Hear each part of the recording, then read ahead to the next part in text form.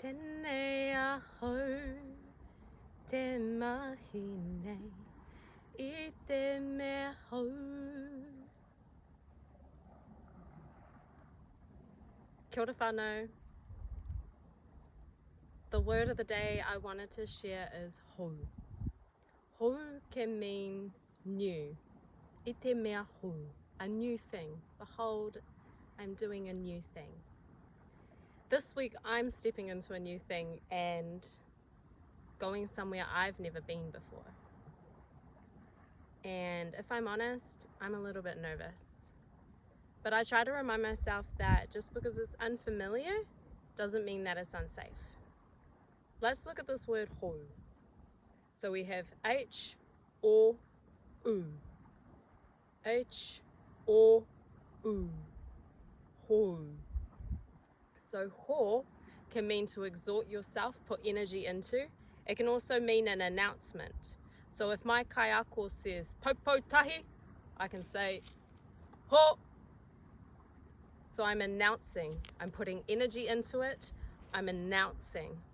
And then we have U.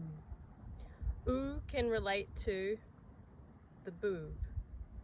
And what do you think of when you think of a breast? Nurturing, sustenance, provision.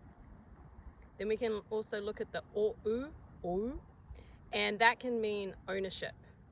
So in a situation that is new, what can you take ownership of and what is out of your control? Because if you know what you can take ownership of, and that's what you're going to exhort your energy into, and that's also what you can announce to yourself, hey, this is what we're going to do, and I'm going to put the best in that I can. When I do something new, I also like to just take a moment to pause and focus on my breath, ha. So let's just take a breath together. So the word for breath is ha, roto is within, ha ke roto, ha ke waho,